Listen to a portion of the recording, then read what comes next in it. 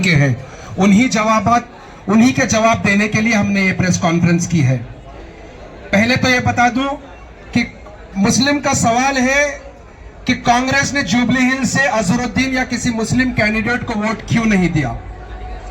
Election जब declare हुआ तो 3 महीने पहले टीआरएस पार्टी ने एक इंडिपेंडेंट कैंडिडेट को मार्केट में उतारा और उससे वोट बटोरने की एक चाल चलवाई। फिर कांग्रेस पार्टी ने टीआरएस के कैंडिडेट के डिक्लेयर होने के बाद यह सोचा कि अगर मुसलमान को टिकट देंगे तो पिछली बार की तरह मुसलमान के वोट बट जाएंगे और टीआरएस या बीजेपी यहां से जीत जाएगी। इसीलिए सब्र कर टीआरएस के नेहले पर दहला फेंका और अजहरुद्दीन साहब को मिनिस्टर बनाकर नवीन यादव जी को यहां पर से एमएलए प्रत्याशी बनाया। नवीन यादव को इसलिए यहां पर वोट देना बहुत जरूरी है क्योंकि नवीन यादव एक युवा है। नवीन यादव पिछली 3 बार से इलेक्शन लड़े हैं और नवीन यादव को पता है कि इलेक्शन जीतना कितना कठिन काम है। अगर इस बार वो इलेक्शन जीतेंगे तो सिटिंग गवर्नमेंट की सरकार है। अक्लमंदी इसी में होगी कि सिटिंग पार्टी के एमएलए को नियुक्त करे ताकि 3 साल में 1100 दिन होते हैं। नवीन यादव 1100 दिन कांग्रेस के प्लेटफॉर्म से जनता की सेवा कर सकेंगे।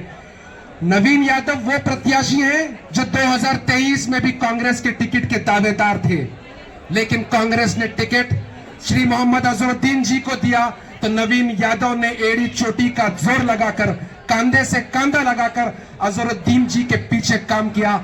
लेकिन मुसलमानों का साथ पूरा अजहरुद्दीन को नहीं मिला। मुसलमान 3 पार्टी में बट गए और अजहरुद्दीन जुबली हिल से कट गए। इसीलिए नवीन यादव को वोट देना जरूरी है।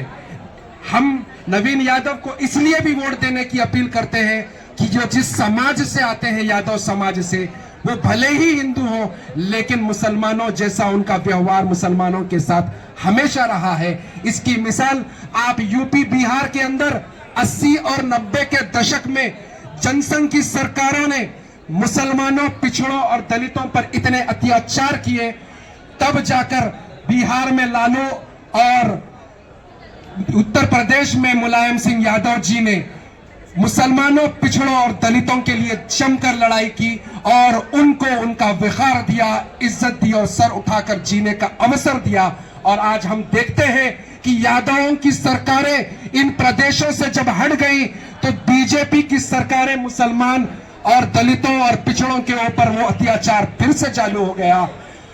अब बिहार में आप देखेंगे कि चुनाव 11 तारीख को है। 14 तारीख के दिन बिहार में राजद की और कांग्रेस की सरकार आएगी तो यादवों का साथ फिर से मुसलमानों को मिलेगा। तो मुसलमान जो जुबली हिल्स के हैं उनको यह चाहिए कि यादव जो हमेशा हमारे साथ खड़े हुए हैं, उनकी कम्युनिटी से एक लड़के को टिकट दिया गया है तो इकट्ठे होकर हम जो है नवीन यादव को जिताएं। और यह सवाल कि कांग्रेस ने मुसलमानों के लिए कुछ नहीं किया, हाँ, कांग्रेस ने मुसलमानों को मिनिस्टर नहीं दिया, उनको डिप्टी सीएम देने का क्या बन गया। 5 साल होम मिनिस्टर थे केसीआर साहब ने, लॉ एंड ऑर्डर अपने पास रखा और खोखली होम मिनिस्ट्री उनके पास रख दी। 5 साल 10 साल में महमूद अली साहब ने किसी एक के लिए हवालदार से फोन कर बात नहीं की, सिर्फ इमाम जामिन बनते रहे और अपनी दौलत में इजाफा करते रहे। ऐसे मिनिस्टर को नहीं दिया। भले ही मिनिस्टर को चुन के नहीं दिया होगा एमएलसी के द्वारा, लेकिन 60 लाख की आबादी सबसे ज्यादा ओल्ड सिटी में रहती है। ओल्ड सिटी की सड़कों को बड़ी कर उन्हें चौड़ी करने का काम किसी सीएम ने साहस दिखाया तो वो रेवंत रेड्डी है। किसी सीएम ने डिवाइडर्स डालकर झाड़ों को दिया ताकि पोल्यूशन एब्जॉर्ब कर सके, ओल्ड सिटी की लोग अच्छी सांस ले सके, झाड़ लगवाए, किसी सीएम ने नहीं किया, रेवंत रेड्डी साहब ने किया। मेट्रो के स्टेशन को सच बनाने के लिए सीएम साहब ने इतनी तेजी से काम किया, लोगों के पैसे, प्रॉपर्टी एक्विजिशन किया, प्रॉपर्टी तोड़वाने का काम किया। अगले 5 साल में मेट्रो की रेल छुक छुक करती हुई ओल्ड सिटी से पहुंचेगी। ओल्ड सिटी के लोग हाईटेक सिटी को मेट्रो में बैठकर जाएंगे। यह मुसलमानों के लिए रेवंत रेड्डी ने किया। मिनिस्टर नहीं दिया, लेकिन मिनिस्टर होने के बाद जो काम होने थे नहीं किए, उससे ज्यादा काम किए। 70 साल हो गए देश को आजाद हुए, पुराने शहर में पासपोर्ट ऑफिस नहीं थी, आज MGBS मेट्रो के नीचे रेवंत रेड्डी साहब ने पासपोर्ट ऑफिस भी हमें दी। तो स्किल डेवलपमेंट के लिए खोला ताकि सारे मुस्लिम लोग जाए। और सबसे बड़ी बात, टीआरएस की 10 साल की सरकार में टीआरएस ने नशे को इतना आम कर दिया था कि पुराने शहर का हर लड़का नशे में था, बेकार था। आज हमने ईगल की टीम को फॉर्म किया, आज हमारे पास से जो है नशा पूरा मुक्त हो गया। और अंत में मैं ये बताऊं कि टीआरएस की जो सरकार है बीजेपी से डायरेक्ट मिली हुई है।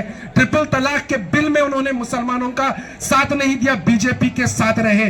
उन्होंने जो है बीजेपी के सारे प्रेसिडेंट और वाइस प्रेसिडेंट इलेक्ट करने पर टीआरएस का साथ दिया।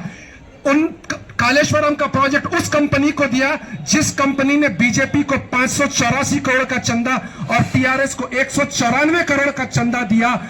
उस टीआरएस ने मुसलमानों की 8 मस्जिदों को शहीद कर दिया। और टीआरएस को जब ये प्रदेश मिला था तो टीआरएस के पास औकाफ की 75,000 एकड़ जमीन तेलंगाना में थी, जिसको बेचकर आज 23,000 एकड़ कर दिया गया। तो हम मुसलमानों से अपील करते हैं कि ये भामटी बातों में ना आए। टीआरएस बीजेपी से डायरेक्ट मिली हुई है। रेवंत रेड्डी दूरंदेशी से देख रहे हैं, दूरंदेशी से काम कर रहे हैं, हम दूरंदेशी से देख रहे हैं। हम बताएंगे कि 5 साल में हैदराबाद मुसलमान और हर तबका आगे बढ़ेगा। तेलंगाना और हैदराबाद की तस्वीर बदलेगी, इसलिए कि रेवंत रेड्डी आरएसएस रेड्डी नहीं है। रेवंत रेड्डी दरअसल रेवोल्यूशन रेड्डी है। तेलंगाना में रेवोल्यूशन लाएंगे। इसी के साथ मैं अपनी बात को खत्म करता हूं और उम्मीद करता हूं कि जुबली हिल्स के मुसलमान कांग्रेस और नवीन यादव को वोट डालेंगे, क्योंकि नवीन यादव कम से कम 20,000 वोट से आज की तारीख में जीत रहे हैं। थैंक यू, धन्यवाद।